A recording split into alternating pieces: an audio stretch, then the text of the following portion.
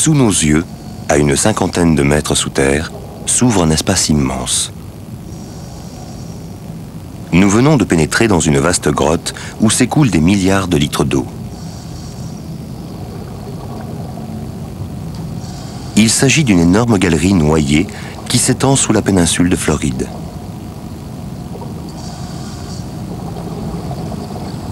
Ce n'est que récemment que l'homme a commencé à explorer ce monde secret, privé d'air et de lumière.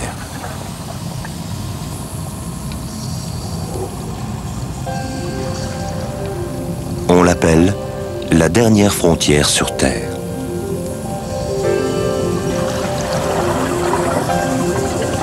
Sur combien de kilomètres s'étend cette galerie et qu'y a-t-il de l'autre côté?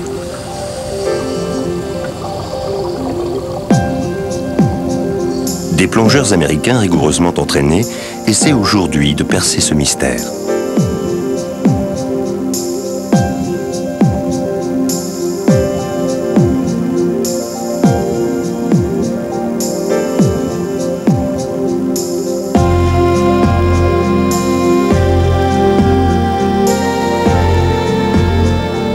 De la péninsule de Floride aux États-Unis, nous remontons un cours d'eau qui traverse la forêt et nous conduit à sa source.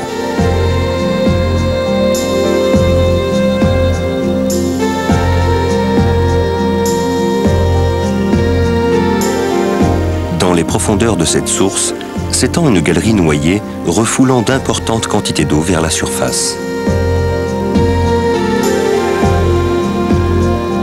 On a du mal à imaginer que ces sources libèrent chaque jour environ 30 milliards de litres d'eau.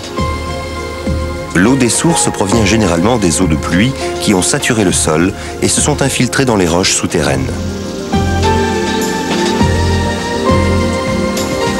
En Floride, 90% de l'eau potable provient de ces eaux souterraines.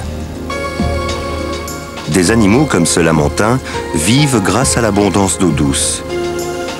Tout au long de l'année, les lamantins cherchent de l'eau de source à une certaine température. En hiver, ils remontent les rivières. Voici une aiguille, un poisson du Jurassique qui survit depuis plus de 200 millions d'années. Cette eau remontant des profondeurs de la Terre nourrit de telles créatures depuis la nuit des temps.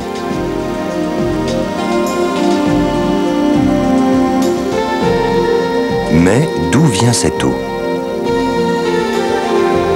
Pour répondre à cette question, une équipe a plongé au fond de la source.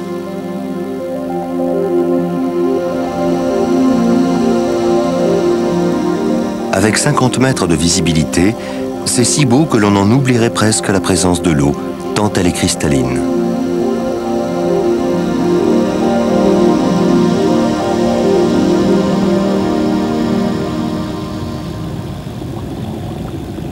Au fond de la source, il y a une ouverture de 7 mètres de diamètre.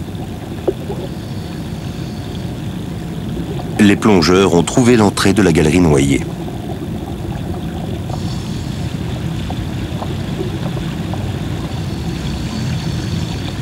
Le courant devient si fort qu'il est difficile d'avancer.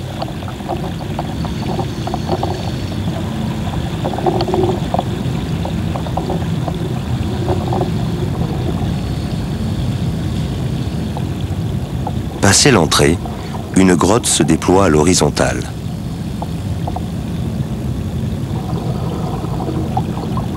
C'est un monde d'ombre où ne pénètre aucune lumière et où l'on n'entend que son propre souffle.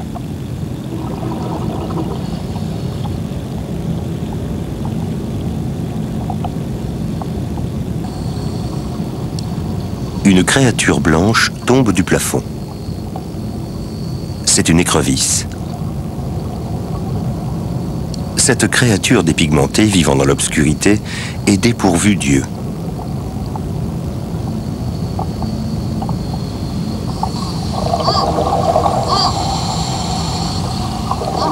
L'équipe a trouvé des fossiles. Il s'agit des ossements d'un mastodonte, l'ancêtre de l'éléphant à la période glaciaire. Dans les galeries noyées, on peut trouver des fossiles encore intacts, remontant à des dizaines de milliers d'années.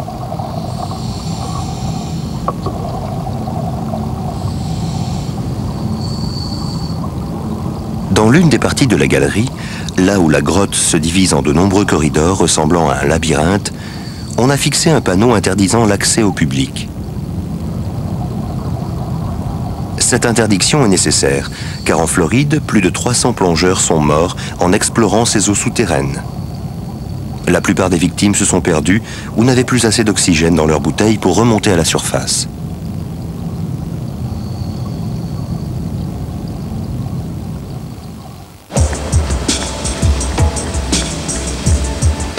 Cependant, un plongeur passionné continue à explorer ces galeries. Il s'appelle George Irvine. Il a 48 ans. En semaine, il travaille comme agent de change.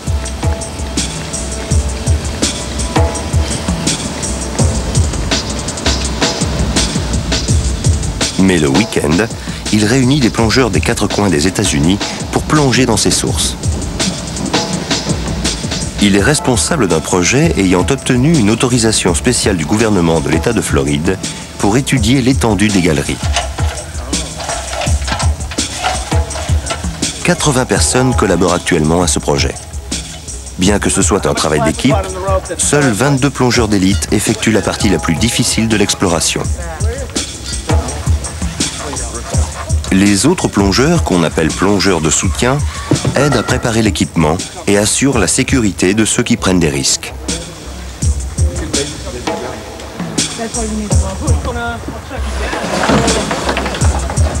Ils développent également leur propre équipement de plongée, tel que ce scooter qui fonctionne à pile.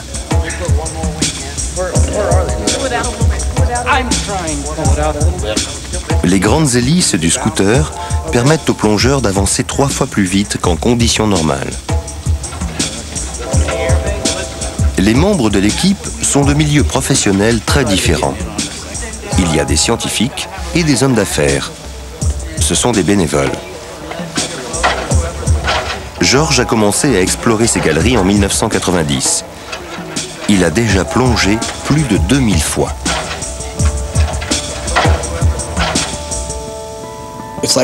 C'est comme si vous marchiez dans la forêt et que vous vouliez voir ce qu'il y a de l'autre côté d'une colline. On veut toujours aller un peu plus loin pour découvrir ce qui s'y cache. Passé cette étape, on veut pousser jusqu'à la colline suivante, puis la suivante jusqu'au détour d'un virage ou d'un gros arbre.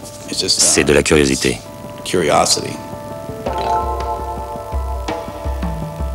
Leurs recherches se déroulent au nord de la péninsule, dans une région appelée la plaine de Woodville-Karst. Elle s'étend sur plus de 1165 km² au nord du golfe du Mexique. Elle représente la plus grande concentration de sources de toute la Floride. Il y en a plus de 50. L'équipe s'est donné pour objectif de plonger dans chacune d'elles, puis de dresser une carte des galeries noyées pour comprendre le trajet de l'eau sous terre.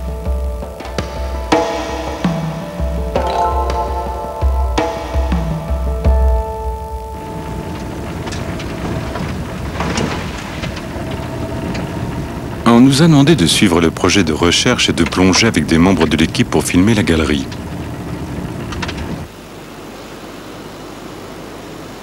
Nous sommes à Indian Spring. Cette source située sur un terrain de camping est relativement petite. Elle fait environ 20 mètres de diamètre. Mais on raconte que dans les profondeurs de la source, on découvre une grotte assez vaste pour contenir un gros avion.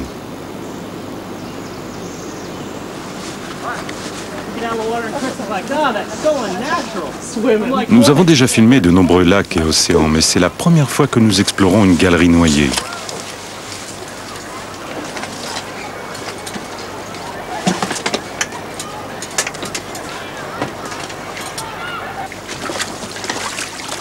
Ici, la plongée est interdite, sauf autorisation spéciale. Nous avons eu le droit de plonger en compagnie de 4 plongeurs de l'équipe de recherche.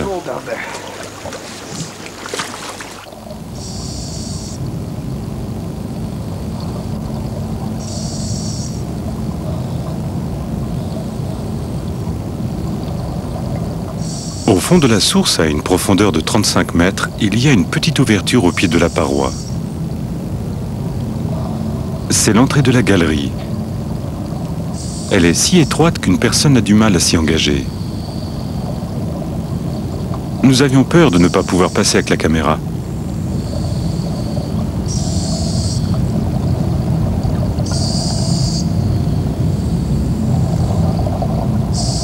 fois de l'autre côté, le plafond est si bas qu'on peut s'y cogner.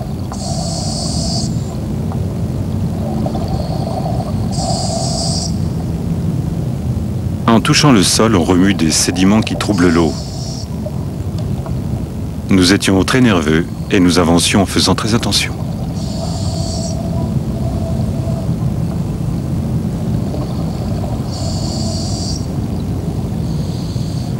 Le plafond est blanc parce que toute la grotte est en calcaire.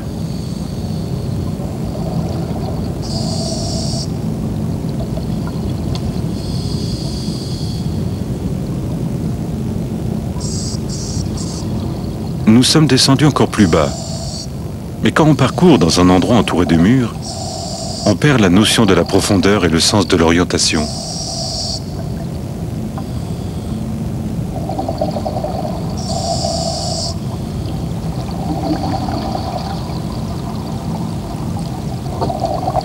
Nous voici à environ 150 mètres de l'entrée, à une profondeur d'une quarantaine de mètres. Le calcaire a été fortement érodé à cet endroit. Des rochers sont tombés formant des montagnes d'éboulis. Certains rochers ont la taille d'une voiture.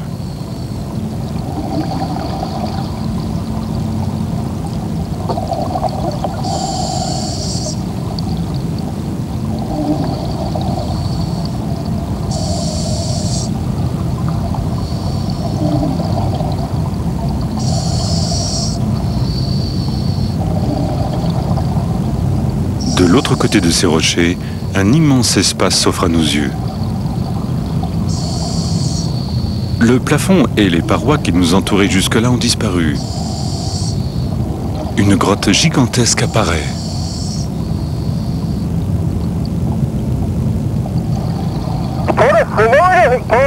C'est incroyable, c'est immense. C'est si grand que je vois à peine du côté opposé. Je ne vois pas les parois.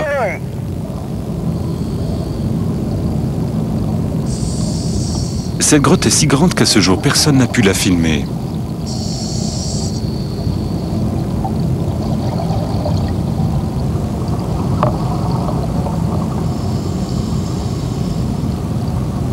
Elle mesure presque 30 mètres de haut et 60 mètres de large. On pourrait y loger un Boeing 747.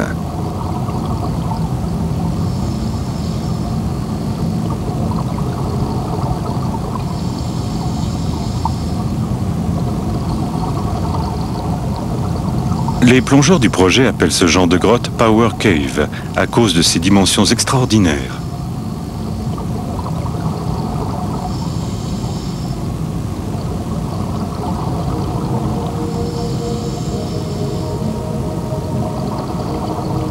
Je reste à une quarantaine de mètres des autres plongeurs pour les filmer. Je n'ai jamais vu une eau aussi claire.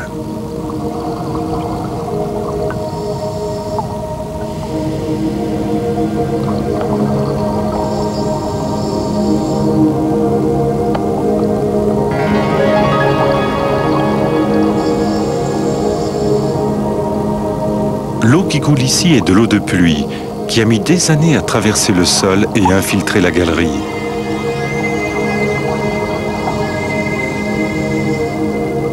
Il faut parfois des dizaines de milliers d'années pour que l'eau de pluie atteigne les nappes phréatiques et refasse surface par de telles sources.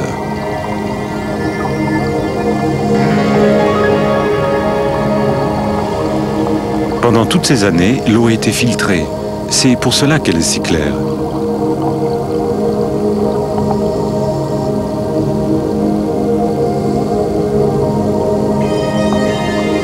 Les eaux filtrées et propres s'accumulent dans les galeries avant d'être refoulées vers la surface de la Terre.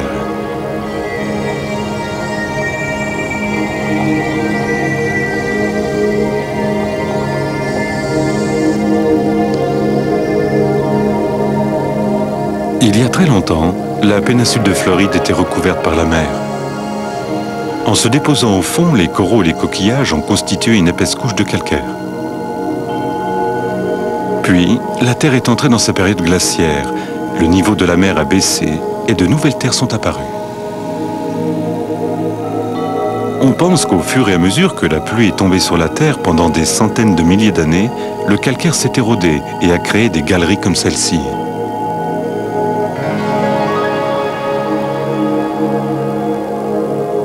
La galerie qui part de la source d'Indian Spring s'étend sur 2,5 km au-delà de ce point.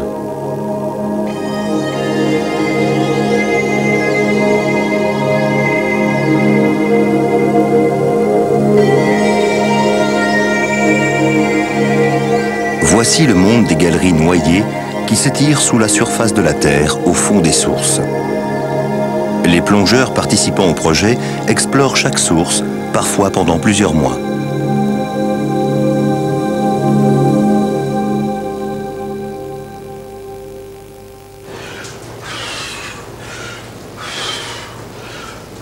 Chaque matin, avant d'aller au bureau, George Irvine, le responsable du projet, fait 2 heures de culture physique pour se préparer à ses aventures du week-end, car ce projet est vraiment dangereux et épuisant. Les plongeurs doivent impérativement être en bonne condition physique. Certaines galeries s'étendent sur 5 km et certaines plongées peuvent durer 10 heures. De plus, face à une urgence imprévue, ils devront pouvoir remonter tout seuls.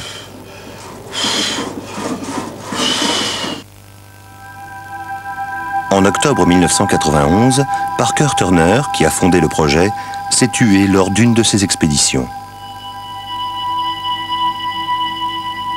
Suite à un glissement de terrain dans une galerie, il s'est retrouvé enseveli dans les sables.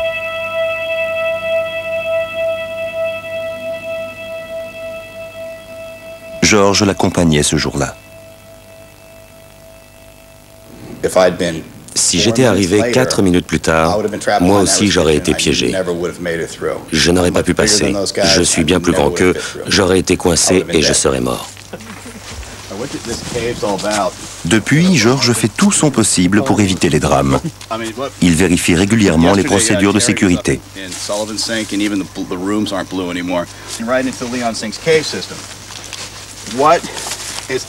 Il oblige tous les membres de l'équipe à suivre un entraînement physique très rigoureux. Il a même créé son propre équipement de plongée. Il a également mis au point l'organisation actuelle. Les plongeurs d'élite partent en exploration, assistés par les plongeurs de soutien.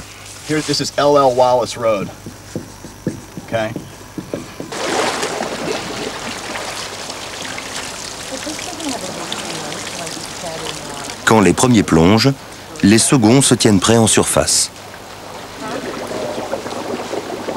En cas d'accident, les uns sont appelés à plonger, les autres sont chargés d'appeler la police et les secours.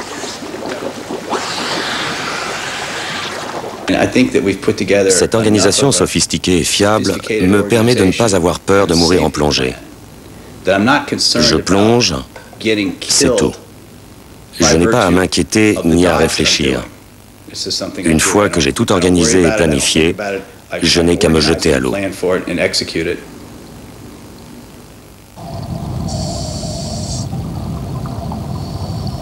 L'exploration se fait toujours par équipe de 2 ou 3 plongeurs.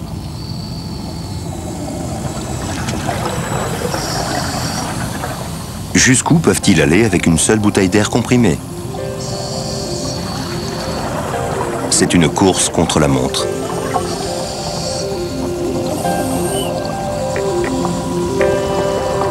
Quand ils trouvent une nouvelle galerie, ils se servent d'une corde pour mesurer la distance à partir de l'entrée.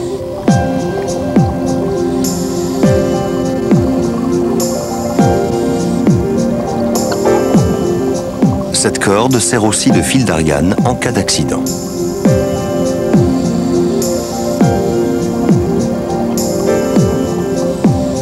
Le deuxième plongeur la fixe solidement au rocher pour éviter qu'elle ne se détache quoi qu'il arrive.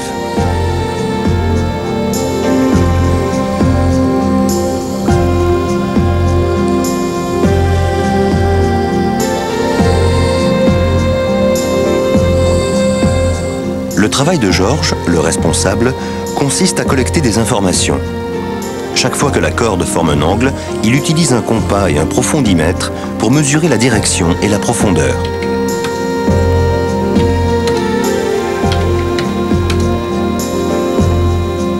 D'autres membres de l'équipe saisissent les informations sur ordinateur. Voici comment ils dressent la carte des galeries au départ de la source explorée.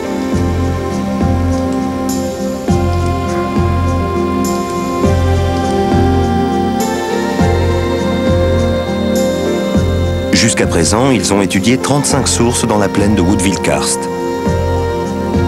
Ils ont découvert que 27 d'entre elles sont reliées par des galeries.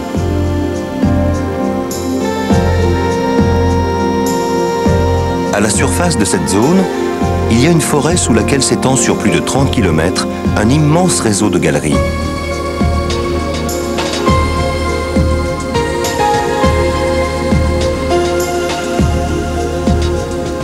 Plus au sud se situe Indian Spring et sa grotte géante. Ils sont à la recherche d'une autre galerie qui la relierait à d'autres sources. Mais c'est à l'exploration d'une autre source, au sud d'Indian Spring, que l'équipe consacre actuellement presque toute son énergie. Voici Wakulla Spring.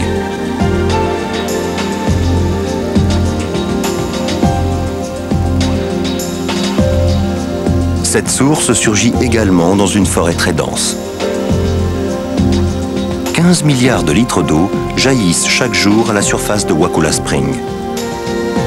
C'est la plus importante remontée d'eau souterraine dans la plaine de Woodville Karst. Selon l'équipe, il devrait y avoir dans les profondeurs de la source une importante galerie qui l'alimente chaque jour en grande quantité.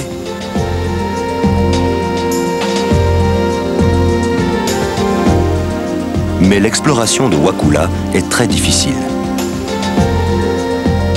Celle-ci est bien plus profonde que les autres sources et la pression de l'eau pose de gros problèmes aux plongeurs.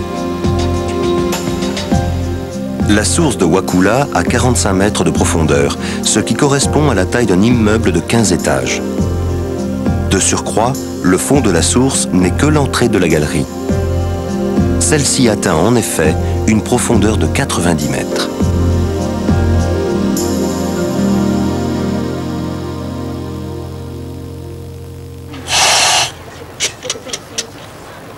Sous la pression de l'eau, l'oxygène dans les bouteilles se comprime et il est alors difficile de respirer. Par conséquent, on ne peut pas plonger aussi longtemps. La pression à 90 mètres de profondeur est environ 10 fois plus élevée qu'en surface.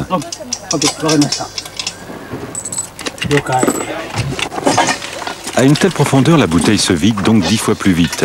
L'un des plongeurs de l'équipe, qui a été notre guide à Wakulla Spring, nous a donné des consignes précises pour filmer. Nous avions le droit de plonger pendant 25 minutes et nous avons dû promettre de remonter à la moindre sensation étrange dans notre corps. C'est très important de surveiller sa montre et le niveau d'oxygène dans sa bouteille. La consommation en oxygène va augmenter rapidement avec la profondeur. Les plongeurs ont fixé un compteur sur ma bouteille me permettant de vérifier le niveau d'oxygène.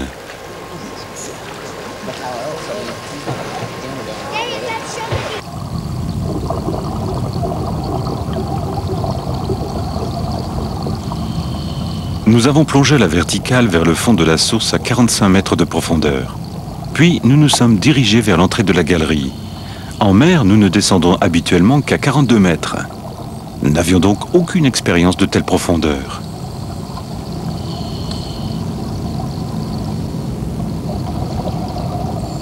Cette fissure est l'entrée de la galerie. L'incroyable quantité d'eau surgissant à Wakulla Spring passe par ici. L'eau refoulée formait une sorte de mur invisible et nous avions du mal à avancer.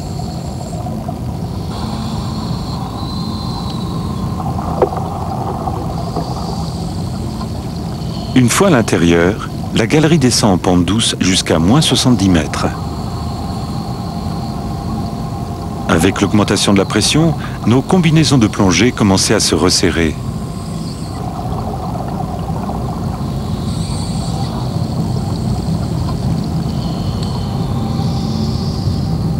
Dix minutes après le départ, nous avons enfin atteint une profondeur de 88 mètres. L'air comprimé de nos bouteilles est plus épais. Nous avons du mal à respirer car l'oxygène est plus dense à cause de la pression de l'eau.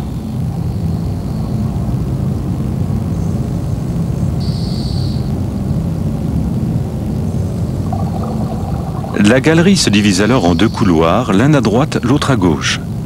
C'était comme arriver dans un labyrinthe.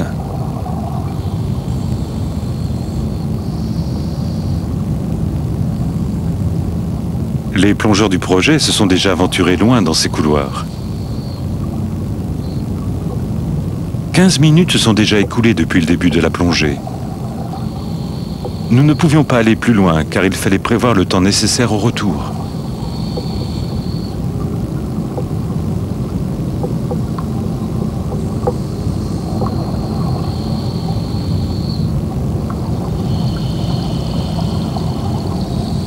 À Wakulla Spring, il est difficile de plonger, mais également de refaire surface. À notre retour à l'entrée de la galerie, nous devons nous soumettre pendant 2 heures à ce qu'on appelle la procédure de décompression. La décompression consiste à remonter par paliers et non pas d'une seule traite. Quand on plonge profondément, l'eau exerce une pression sur l'oxygène de la bouteille et une certaine quantité d'azote se dissout dans le sang. Si l'on remonte trop vite, l'azote dissous dans le sang commence à se dilater et à former des bulles. Cela peut être très dangereux. Plus on passe de temps sous l'eau, plus longue est la décompression.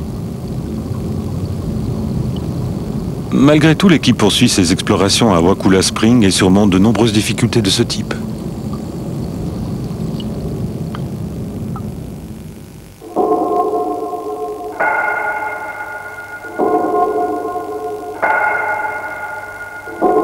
Voici reproduite en 3D la structure de la galerie qui coule sous Wakulla. L'équipe l'étudie depuis 9 ans. La galerie commence à une profondeur de 45 mètres. De là, elle descend en pente douce et atteint un plateau à moins 88 mètres. Nos opérateurs n'ont pas pu aller plus loin. À partir d'ici, les différents bras de la galerie de Wakulla forment un labyrinthe compliqué.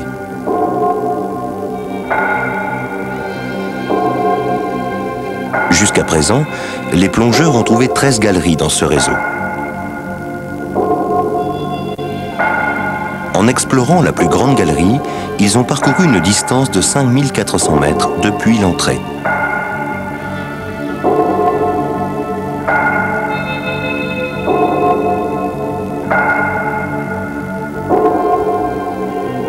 Mais, grâce à de récentes découvertes, on sait que les galeries de Wakulla s'étendent bien plus loin qu'on ne l'imaginait.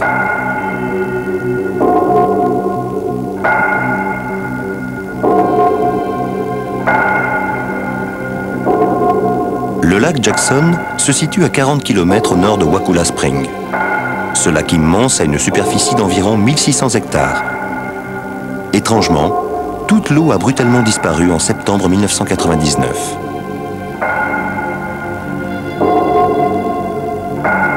En 2 jours seulement, le lac s'est complètement vidé. L'eau a emporté l'aiguille préhistorique et toutes les autres espèces du lac. Rien ne pouvait les sauver.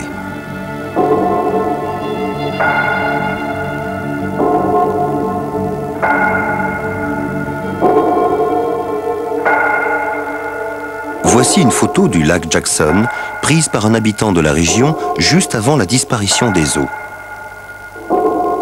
Et voici une photo récente, prise du même endroit, après la disparition des 44 milliards de litres d'eau.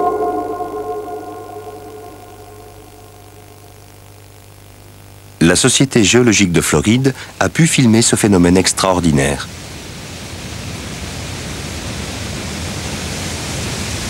Au fond, ils ont découvert une ouverture dans laquelle l'eau s'est engouffrée.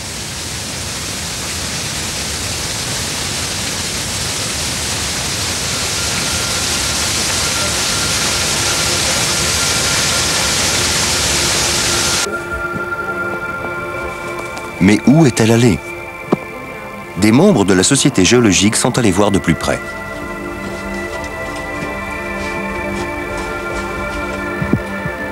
Ils ont découvert un conduit vertical de 12 mètres de long débouchant sur une grotte qui s'étend à l'horizontale.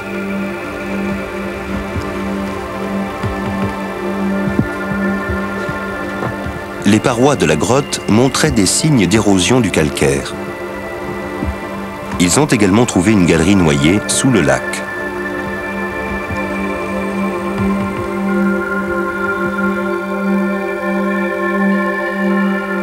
La Société de géologie a élaboré l'hypothèse suivante pour expliquer la disparition de l'eau du lac. Le fond du lac et la galerie avaient, à l'évidence, été bouchés toutes ces années par une sorte d'énorme rocher. Mais les périodes de sécheresse répétées qui ont affecté la Floride ces dernières années ont provoqué la baisse du niveau de la nappe phréatique. Le rocher servant de bouchon s'est ainsi trouvé de moins en moins soutenu par la pression de la galerie et il a fini par s'effondrer, créant une brèche. L'eau du lac s'est écoulée par cette nouvelle voie en inondant la galerie. Apparemment, il n'est pas rare dans les régions calcaires que l'eau de pluie s'infiltre dans des trous de tailles diverses, se déversant ainsi dans les passages souterrains. Un mois après la disparition de l'eau dans le lac Jackson, un phénomène tout à fait inhabituel s'est produit à Wakulla Springs, 40 km plus au sud. Le niveau de la source a commencé à monter et l'eau est devenue trouble.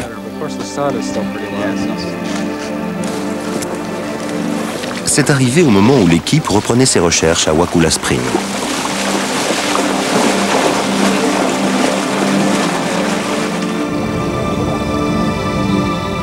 En plongeant, George s'est retrouvé dans une eau verdâtre avec une visibilité réduite de moitié par rapport à ses expéditions précédentes.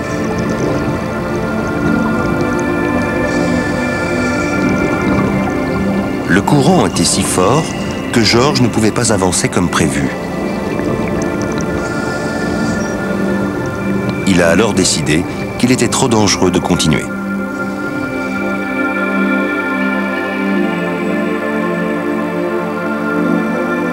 Selon l'hypothèse de George et des membres du projet, l'eau du lac Jackson, disparue en 2 jours, aurait coulé, par une galerie qu'ils ne connaissaient pas encore, sur 40 km vers le sud avant d'atteindre Wakulla Springs. Cela expliquerait l'eau trouble de la source. Ils ont également observé dans d'autres sources que l'eau avait monté et qu'elle était devenue trouble. Le lac Jackson est situé plus au nord dans la plaine de Woodville-Karst, où l'équipe fait ses recherches. Il est fort probable que cette zone présente bien plus de grottes que nous n'en avons découvertes. Tout géologue vous dira que nous n'avons découvert que 5% des galeries. Nous avons du pain sur la planche. Pour l'instant, on peut supposer que les galeries de Wakulla s'étendent également vers le sud.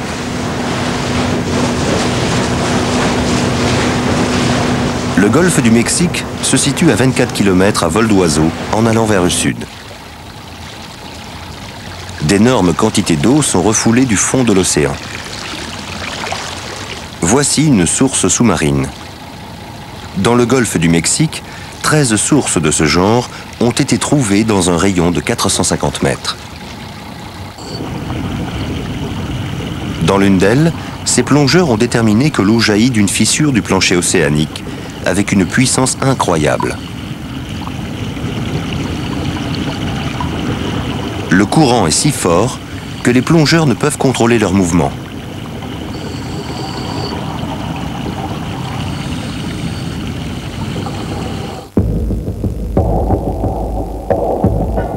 De toutes les galeries de Wakulla Springs explorées par l'équipe, la plus grande se dirige vers le sud. Les participants au projet sont à peu près convaincus d'un prolongement des galeries de Wakulla vers le sud, où elles rejoindraient les sources sous-marines du golfe du Mexique.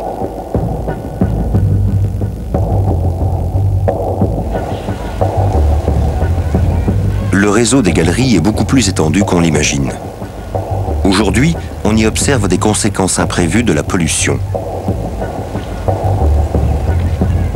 Depuis quelques années, une plante aquatique appelée hydrilla prolifère à Wakulla à un rythme inquiétant. Elle est en train de détruire l'écosystème de la source. Cette croissance rapide est probablement due à la trop grande fertilité de l'eau de la source.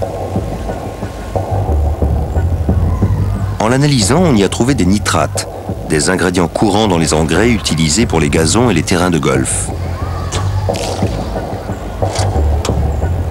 Pourtant, Wakulla Springs est entouré d'une forêt dense. Il n'y a ni habitation, ni terrain de golf dans le voisinage. Selon le gouvernement de l'État de Floride, les nitrates ont dû s'infiltrer dans le sol des quartiers résidentiels et des terrains de golf situés loin de la source. Ils sont probablement arrivés à Wakulla par une galerie encore inconnue. Afin de pouvoir contrôler la construction de projets immobiliers et freiner la pollution, ils doivent d'abord prouver que la source est reliée par des galeries à des terrains de golf ou à des quartiers résidentiels éloignés.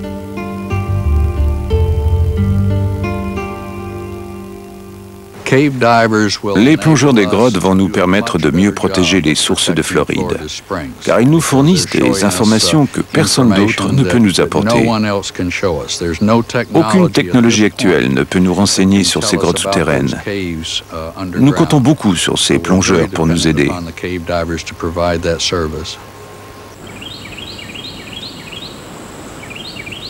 8 mois après la disparition de l'eau du lac Jackson, les eaux troubles du Wakulla ont retrouvé leur transparence. L'équipe a repris ses recherches. La plus grande galerie trouvée jusqu'à présent sous Wakulla se termine en cul-de-sac à 5485 mètres de l'entrée. Selon les membres de l'équipe, un embranchement doit partir de la galerie principale et atteindre le golfe du Mexique.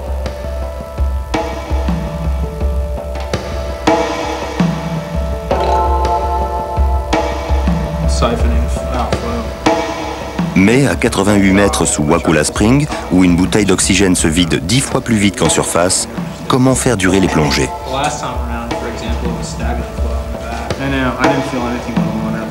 Les membres de l'équipe ont trouvé la solution.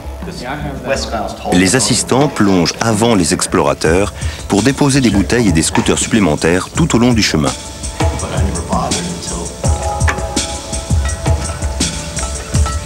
Il est 6 heures du matin. Les plongeurs de soutien commencent à aligner les bouteilles et les scooters sur la rive.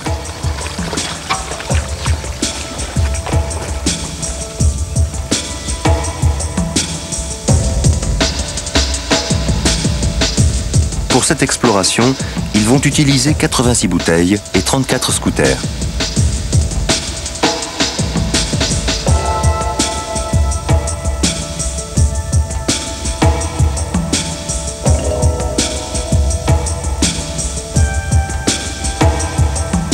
D'abord, 20 assistants vont descendre pour déposer les bouteilles et les scooters à des intervalles d'environ 400 mètres.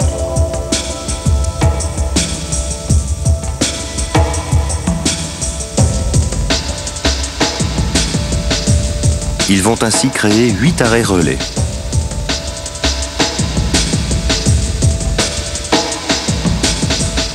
Une fois le dispositif en place, Georges et un autre plongeur d'élite vont parcourir la galerie jusqu'à 2736 mètres de l'entrée en changeant régulièrement de bouteilles et de scooters. À partir de là, ils vont vérifier l'existence éventuelle de nouvelles galeries.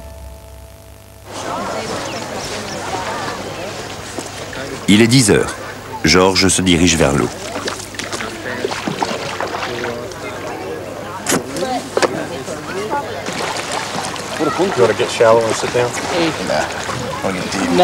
Ceci est une nouvelle bouteille appelée recycleur.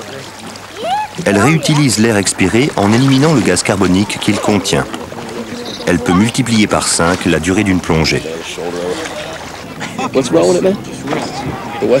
Le partenaire de Georges s'appelle Jarod Jablonski.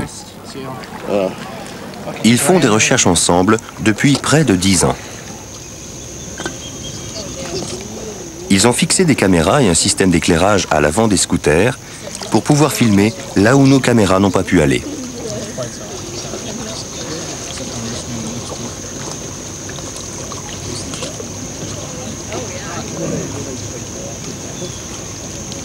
Ils vont entamer la plongée.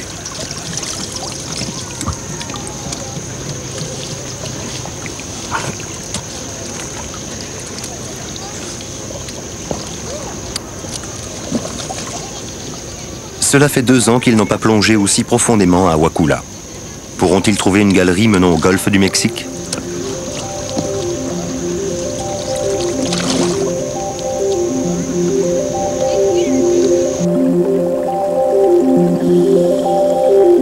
L'eau est très claire et offre une visibilité d'une 50aine de mètres.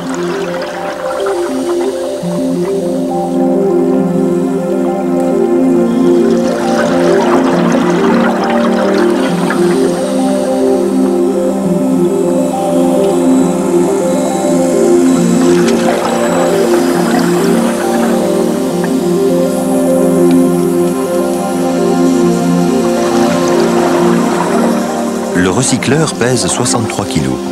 Ajoutez le poids de 5 bouteilles et de 3 scooters, et le tout pèse plus de 272 kg.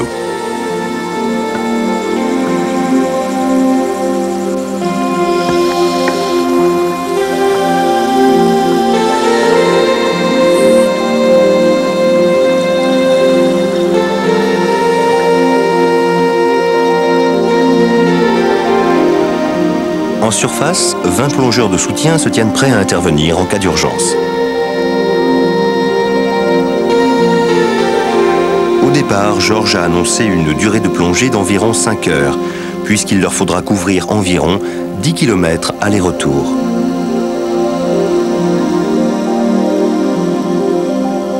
En 1 heure, les deux plongeurs ont parcouru les 2736 mètres les séparant de l'entrée, changeant de bouteilles et de scooter en cours de route. À présent, ils progressent plus lentement afin de vérifier l'existence de galeries qu'ils n'auraient pas repérées lors de leur dernière visite. Ils sont à environ 4250 mètres de l'entrée. Ces images proviennent d'une caméra fixée sur le scooter.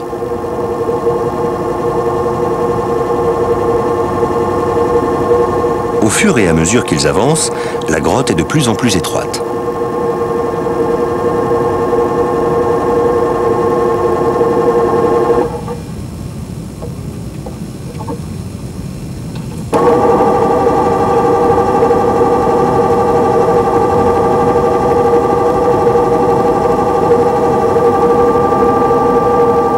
Ils sont à présent à 4336 mètres de l'entrée.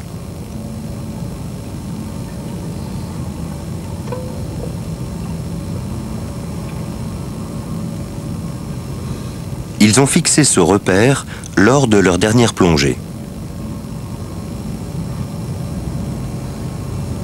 Cette fois, ils découvrent une petite ouverture sous le repère.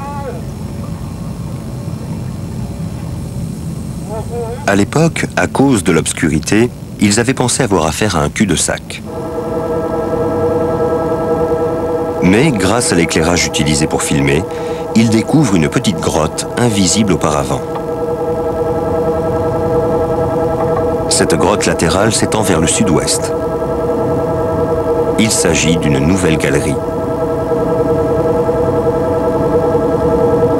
Après avoir progressé de 120 mètres dans cette nouvelle galerie, les parois disparaissent soudain et ils ne voient plus rien devant eux.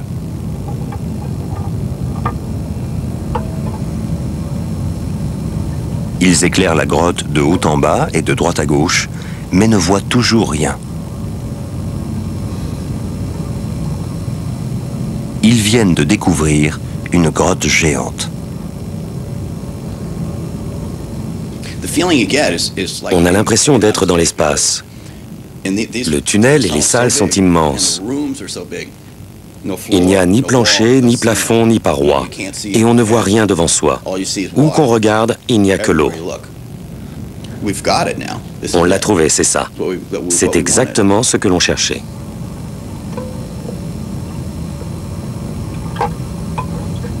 Jarod, qui était devant, part sur la gauche et commence à fixer les cordes le long de la paroi pour mieux s'orienter.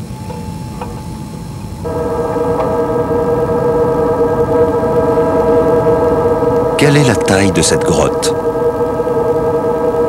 Il continue à avancer, mais elle semble interminable.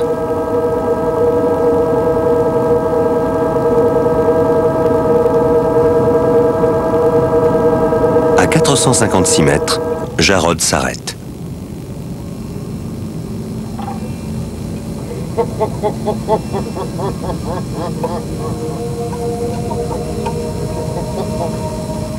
À l'arrière, George se met à rire. Jarod a utilisé toute la corde disponible. Cela fait 5 heures qu'ils sont sous l'eau. Il leur faudra au moins 1 heure pour retourner à l'entrée. Faut-il faire demi-tour ou continuer dans la galerie inconnue?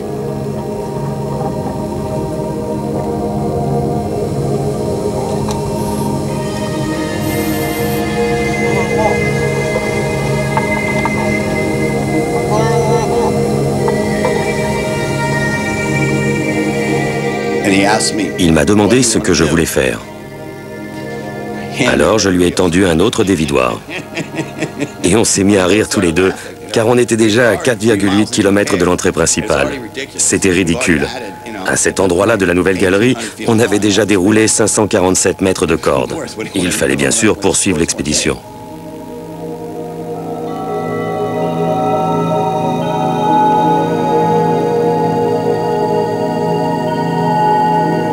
Les deux plongeurs utilisent le nouveau dévidoir pour s'enfoncer encore plus dans la grotte.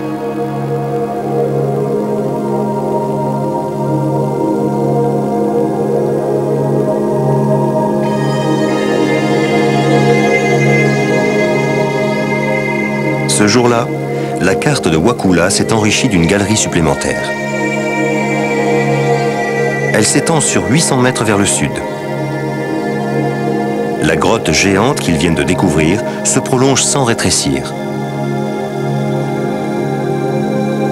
Seuls 19 km les séparent du golfe du Mexique. En surface, l'équipe de soutien attend le retour de George et Jarod avec impatience.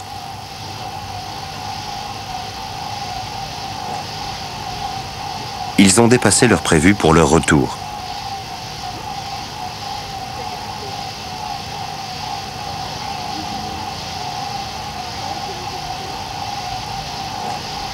Enfin, vers minuit, ils aperçoivent une lumière sous l'eau.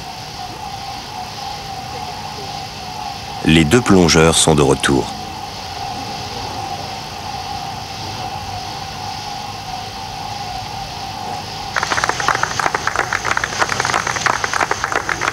« 6 heures de recherche et 8 heures de décompression, soit au total 14 heures de plongée. Super, une nouvelle grotte. Une nouvelle grotte? Oui, une nouvelle grotte, c'est génial.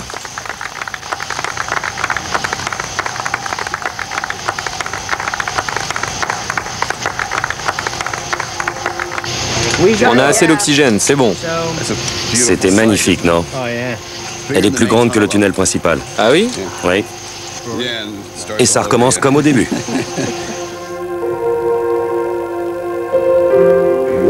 Pourquoi est-ce que je fais ça? Est-ce parce que je veux montrer que je suis costaud? Ou parce que je suis vaniteux? Ou parce que je veux me prouver quelque chose? Ou parce que j'aime le faire? En réalité, ce serait dommage que je ne le fasse pas, car je le fais très bien.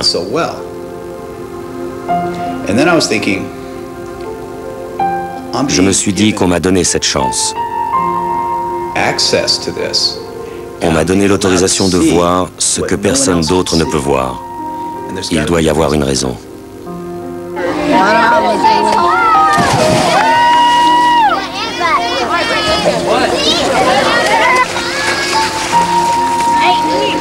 Il a fallu des centaines de milliers d'années pour que ces galeries se forment. Leur eau est une bénédiction pour la surface de la Terre.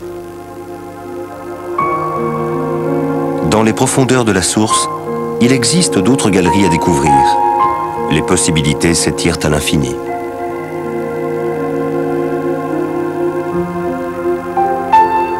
Qu'est-ce qui m'attend au détour du prochain virage?